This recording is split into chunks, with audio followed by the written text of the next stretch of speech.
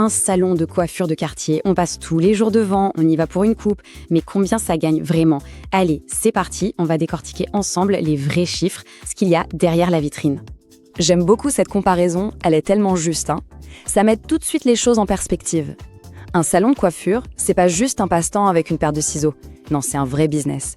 Une petite entreprise qui doit être super bien huilée pour tourner, où chaque détail compte. Ouais, exactement comme en bar en fait. Bon, alors on attaque le dur, le nerf de la guerre, l'argent. Parce que soyons clairs, avant même de penser à la première coupe, il faut déjà investir. Et attention, pas qu'un peu.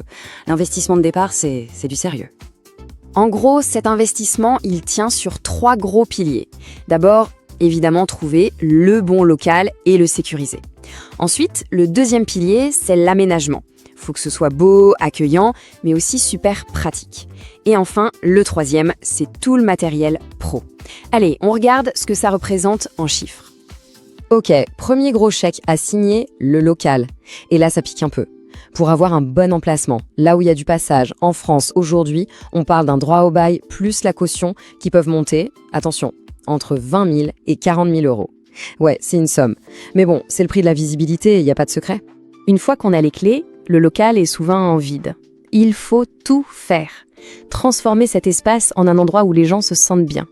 Les cloisons, la peinture, la lumière, les fauteuils, les fameux bacs pour les shampoings, tout ça, ça a un coût.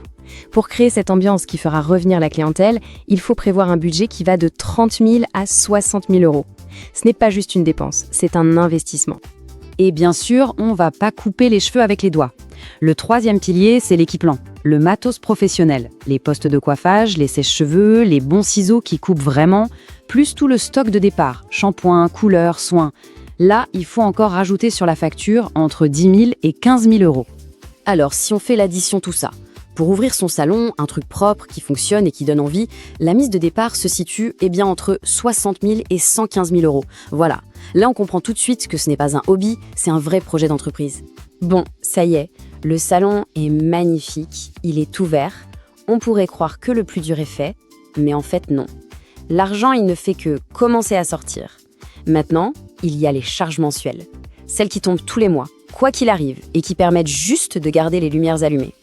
Alors là, on a les 2 plus gros postes de dépenses de chaque mois. Sans surprise, c'est le loyer et les salaires. Le loyer, à lui seul, c'est entre 1 500 et 3 000 euros qui partent. Et puis, il faut bien payer l'équipe. Pour un ou une coiffeuse qualifiée, ce qui est absolument essentiel pour fidéliser, ça coûte entre 2 500 et 450 euros, charges comprises. Et à ça, bien sûr, on ajoute tout le reste. L'eau, les lecs, le réassort des produits, tout ça s'accumule. Donc, au total, tous les mois, il faut sortir entre 4 000 et 7 000 euros.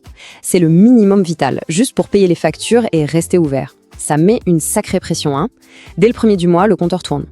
Du coup, la question qu'on se pose tous, c'est « mais avec des charges pareilles, comment c'est possible de gagner de l'argent? Comment un salon peut être rentable ?» C'est justement ce qu'on va regarder maintenant. On passe du côté des rentrées d'argent. Le chiffre d'affaires, lui, il se construit petit à petit, client après client, jour après jour. Et c'est là que tout se joue. Le talent des coiffeurs, la qualité de l'accueil, l'emplacement. C'est ce mélange qui fait que ça marche ou pas. Alors regardons un peu le calcul. Un salon qui tourne bien, il peut voir passer entre 10 et 25 clients par jour.